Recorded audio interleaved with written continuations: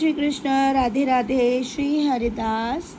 और मैं आपको सुना रही हूँ कल की दो लीलाएं, जो कल की है और परसों की। ये दोनों लीलाओं को मैं आपको बता रही हूँ। परसों की लीला में सेविका देखती है कि एक माँ है, जो माँ है उन्होंने ग्रीन कलर की साड़ी पहनी है, उनका चेहरा भी ग्रीन है और उनके कंधे पर तोता बैठा हुआ है। दूसरी तरफ वो माँ कहती हैं कि दिव्या से कहो कि वो तुलसी की माला जो भी मांगे उसको पिन्हाई। तो सेविका कहती है माँ मैं समझी नहीं। तो बोली जो मैं कह रही हूँ वो बता देना और मैं उसका इंतज़ार कर रही हूँ। ये बात बोलकर माँ गायब हो जाती है। तो प्यारे भक्तों, मैं आपको बता देती हूँ, क्योंकि ऐसे तो शायद आप ना पहचान पाओ कि ये कौन है, तो मैं आपको बता देती हूँ। ये है माँ मीनाक्षी, यानी माँ पार्वती। मैं गई थी मदुरई माँ मीनाक्षी के दर्शन के लिए। माँ ने वहाँ बहुत चमत्कार किए। वो वीडियो अभी तक आपके सामने नहीं आया है, आप देखेंगी तो आपको पता चलेगा।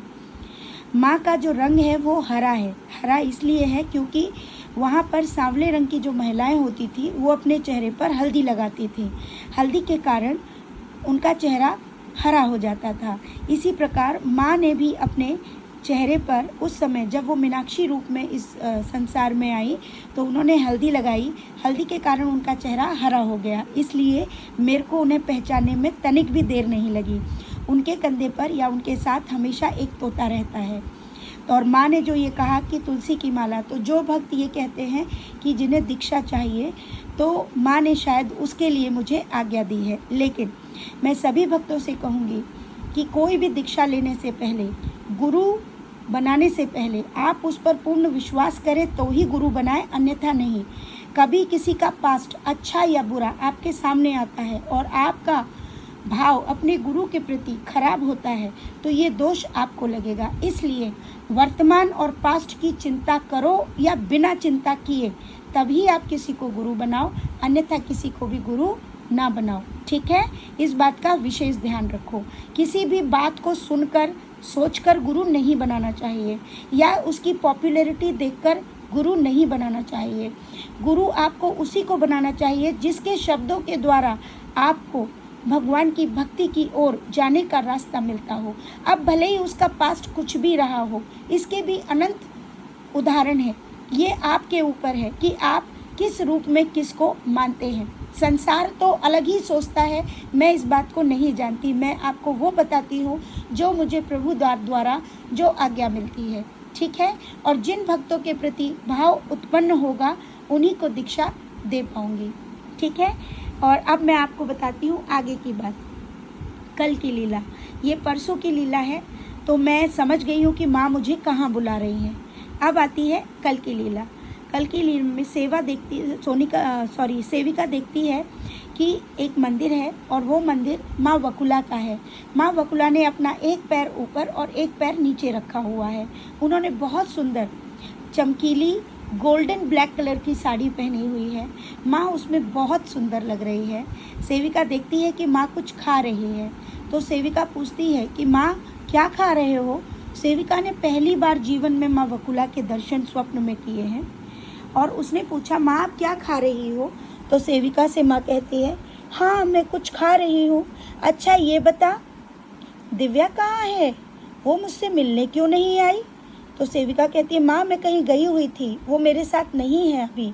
तो माँ कहती है ठीक है, उसको बोलो कि मैंने उसको याद किया है, उसको मिलने आए, मैं उसको अपने हाथों से बना के प्रसादी खिलाऊंगी। तो सेविका कहती है हाँ माँ मैं उसको बोल दूंगी। तो माँ कहती है अच्छा मुझे ये तो बता कि दिव्या को क्या पसंद है खाने में। तो सेविका कहती है माँ उसको ना ठेसा बहुत पसंद है। तो माँ कहती है अच्छा ठेसा तो मैं भी उसके लिए बना सकती हूँ। और माँ क्या करती हैं, 3 कलियाँ लहसुन की लेती हैं, उसमें हरी मिर्च लेती हैं, थोड़ा ज़ीरा लेती हैं, उसको एक पत्थर के खल्लड़ से कूटती हैं और तड़का लगाती हैं और तड़का लगा के उसको एक कटोरी में निकालती हैं। सेविका देखती है अरे माँ ने तो ठेसा बना भी दिया, और उसे देखकर वो कहती है कि माँ मुझे दे दो, मैं जाके दिव्या को दे दूँगी। तो माँ कहती है नहीं नहीं, वो जब मेरे पास आएगी ना तो मैं उसे अपने हाथों से खिलाऊंगी, मैं अपने बच्चों को खुद खिलाती हूँ। तो सेविका बोली ठीक है माँ मैं उसको बोल दूँगी।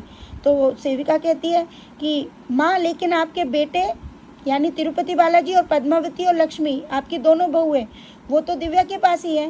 बोले हाँ, वो जिद कर रहा था कि माँ यशोदा के पास जाएगा तो वो चला गया बहुओं को लेकर, लेकिन अब तुम मुझे मत ले जाना। तो सेविका बोली नहीं नहीं माँ, आप कहोगी तभी तो ले जाऊंगी। तो माँ कहती है मुझे मत ले जाना, क्योंकि अगर तुम मुझे ले गए तो वैकुंठ तुमको कौन बुलाएगा। अब वो तीनों तो तुम्हारे पास रहते हैं, लेकिन तुम्हें वैकुंठ बुलाने वाला भी तो कोई होना चाहिए, है ना। तो सेविका बोलती है ओके ओके, मैं समझ गई माँ, और ये बोलकर अब जा और जाके दिव्या को बोल देना कि मैं उसको याद कर रही हूँ। और ये बोलकर ये लीला ख़त्म होती है।